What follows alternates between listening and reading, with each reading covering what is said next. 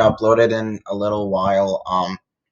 It's getting very busy for me. I have work to complete, and yeah, when you get into older grades, it's pretty hard. It's pretty hard, guys. But anyway, I will be doing a very spell. I will be doing my possible 2024 Republican primary candidates again. I think I have to. I need to make an addition here. So add a row below. We'll just make this the E tier. We'll make it E, and then we'll just put that in cornflower blue.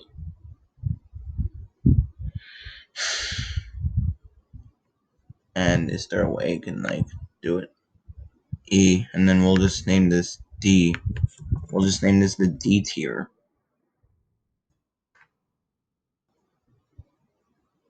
How do I move it? Oh, here we go. Sorry, guys.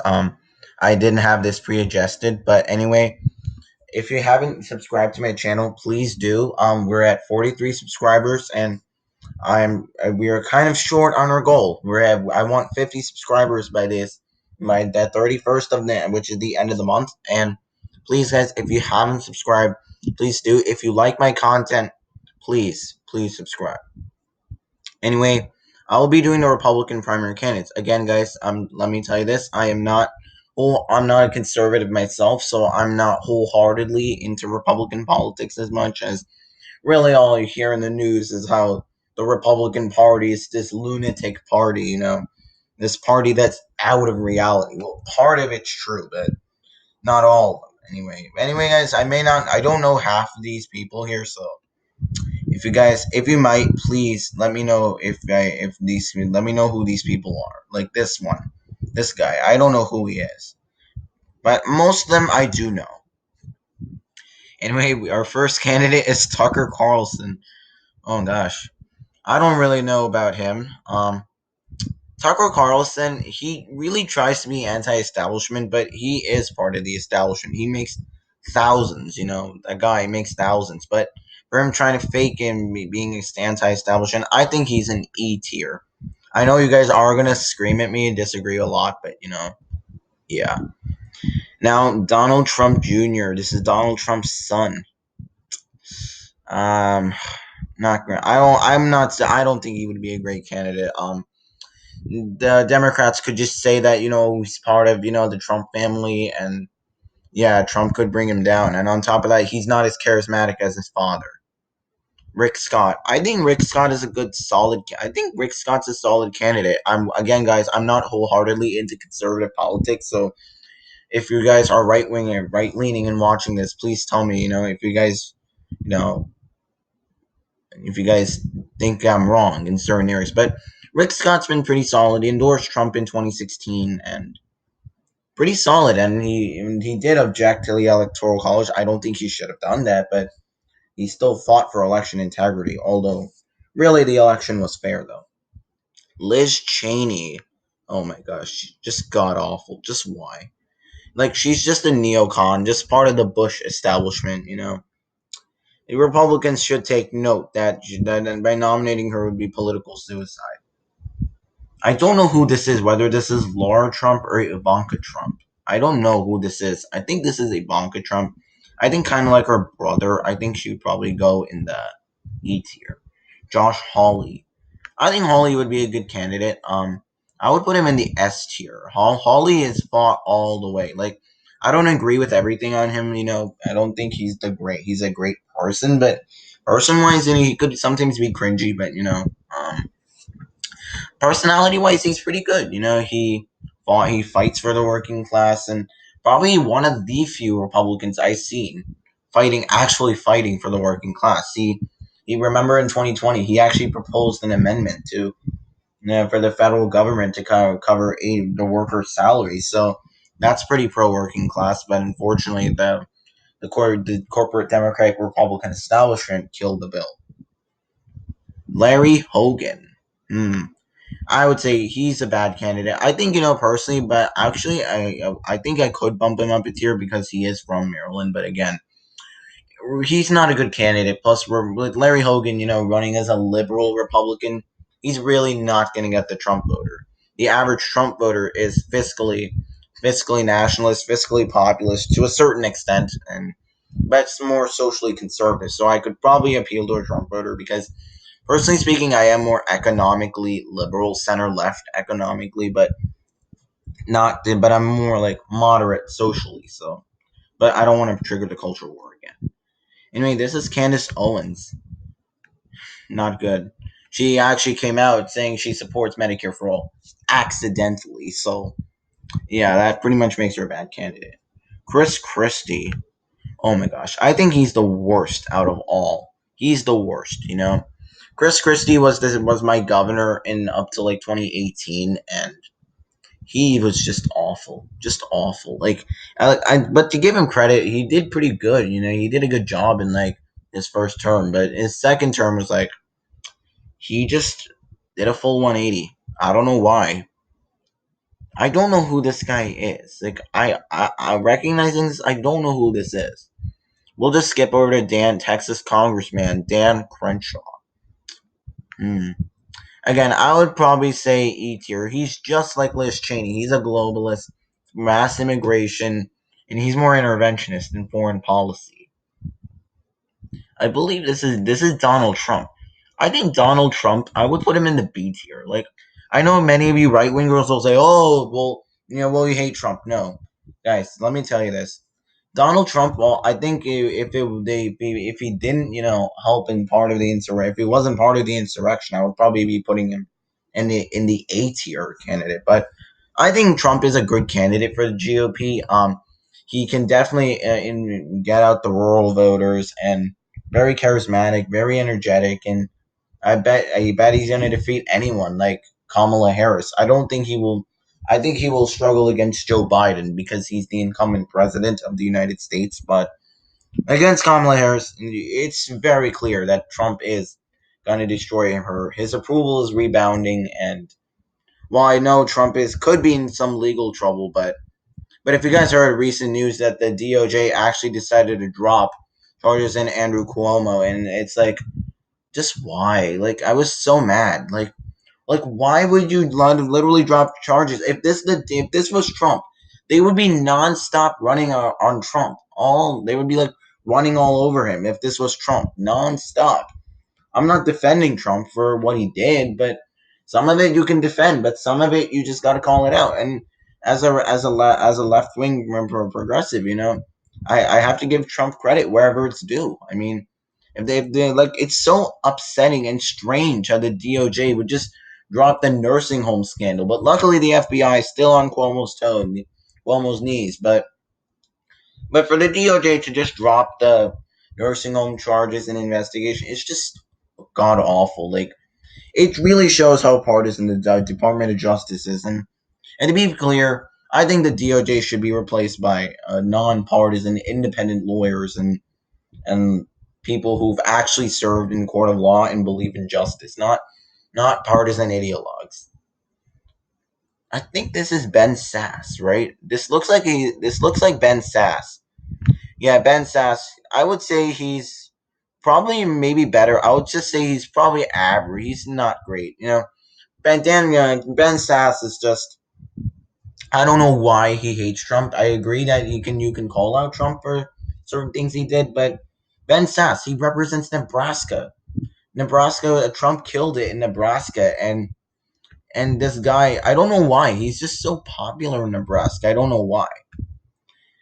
The Texas governor Greg Abbott. I would say he's a D tier. He's a D tier candidate. Greg Abbott. He's just, again, I think he could be. He's kind of more of a Trump ally, more solid. But the Texas, I know, but the power grid of the Texas cold snap earlier in the year could have did kind of damage his image. Although I don't think it would have tainted him as much, but definitely the Democrats could bring that up. But could bring that up against Kristi Noem. Well, a lot of people had thought, she'd be a rising star and she'd be like the female Trump, but really, you can see Kristi Noem is actually caving in on a lot of things. Like, she wants to bring 18,000 immigrants to South Dakota yearly, and it's like, that's stupid because if those immigrants would vote at 50% turnout, if they're voting like 70-30, 75-25 Democrat, Christy Noem has lost out on her own seat due to her own incompetence. I'm not saying she's going to lose in 2022, but if that was the case, she would have pretty much lost. She only narrowly beat a blue dog Democrat, by the way, by 11,000 votes. Like if we take a look at the 2018 gubernatorial elections. Sorry, guys, this is kind of backtracking. On this is backtracking a little bit, but you can see South Dakota. She only beat Billy Sutton, a blue dog Democrat, by only 3.4%. Just clearly, just look at this, 3.4%. That's the margin she beat Billy Sutton by, and she thinks that bringing 18,000 immigrants yearly to South Dakota is going to help her. No, it's not going to help her. So her thinking is very absurd, and I can tell she's kind of still like kind of caving into the establishment Republicans. So I'll put her in the D tier.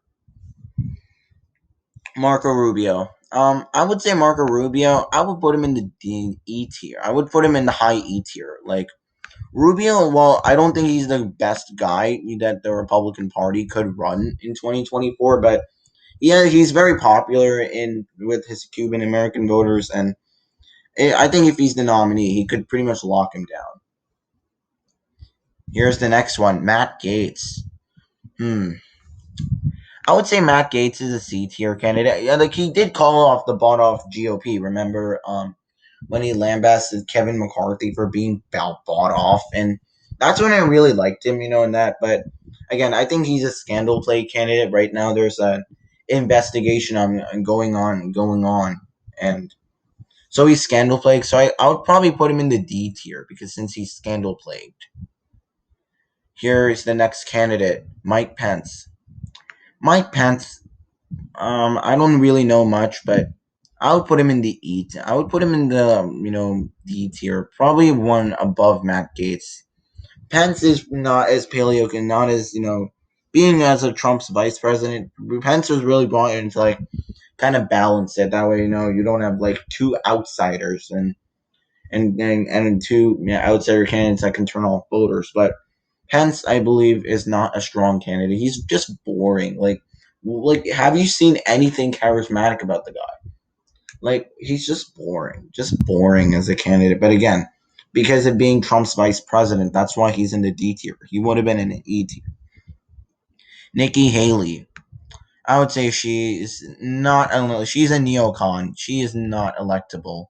I would say she's better than Liz Cheney, though. And since Cheney is part of the Bush establishment, but and Nikki Haley, she's not an electable GOP candidate, and the problem with her is that she's a globalist, mass immigration, and she's essentially George Bush as a female. That's it.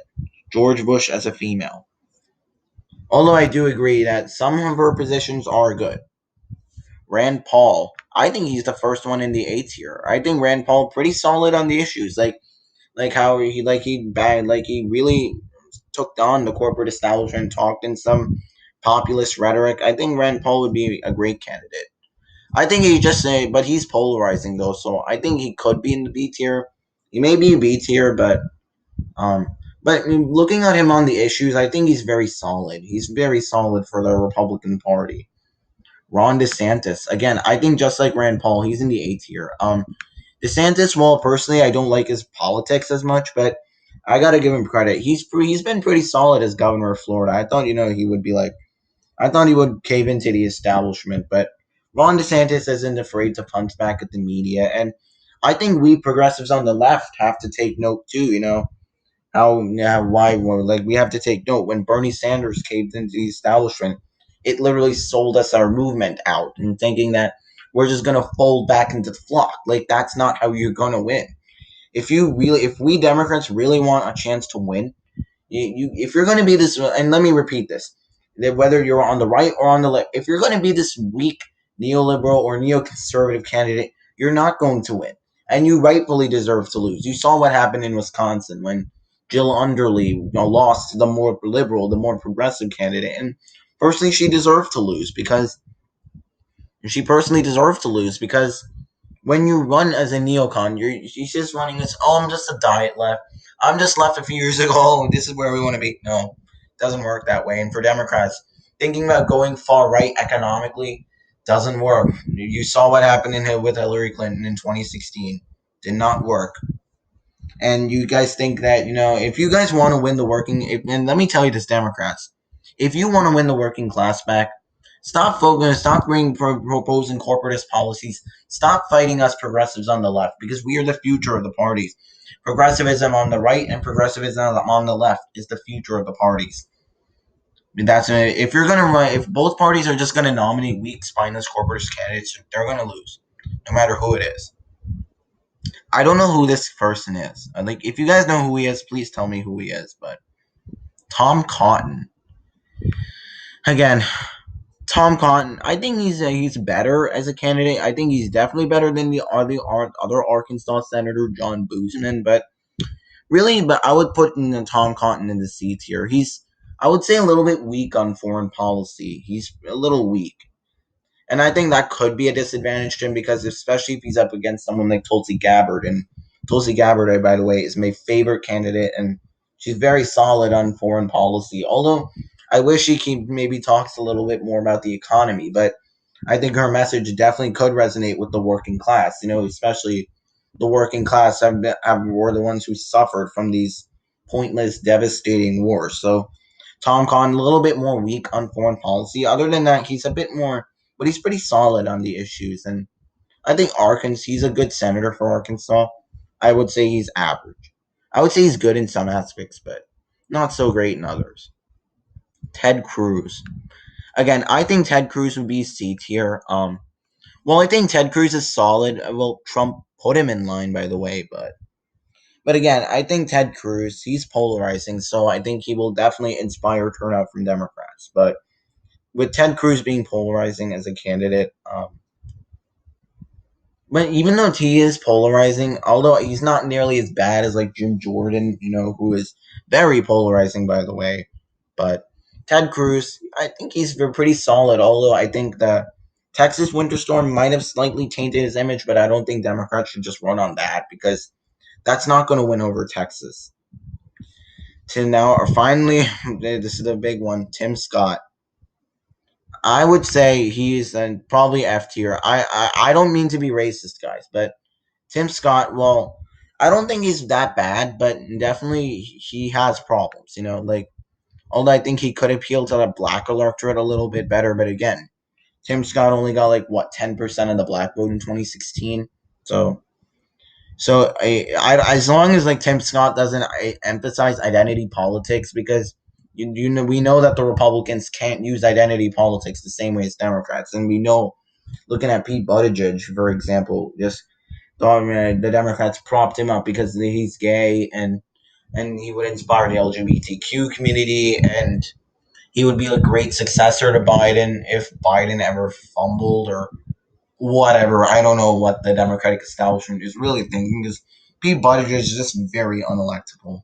He's just a neoliberal who just fights with the same policies that the Democratic establishment has been fighting, and look how great that has worked. Anyway, guys, these are my tier list for the Republican candidates. I've been looking all around for the 2024 Democratic candidates, but unfortunately, it doesn't look like I'm having much success. But I'll try finding one. I'll try making one. Maybe I'll do that for the next video. But I already have another video that I'm gonna upload today, and yeah, I will do it. So anyway, guys, this is the end of today's video. This is my Republican tier candidates list.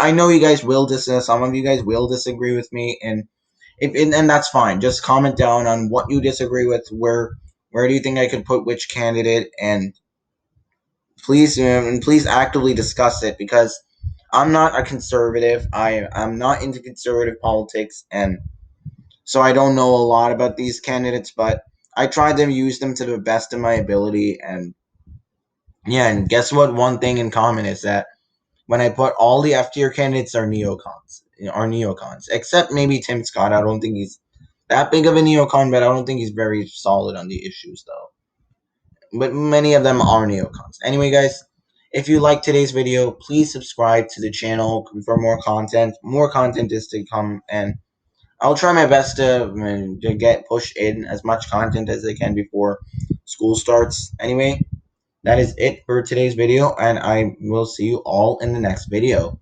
Political predictions out.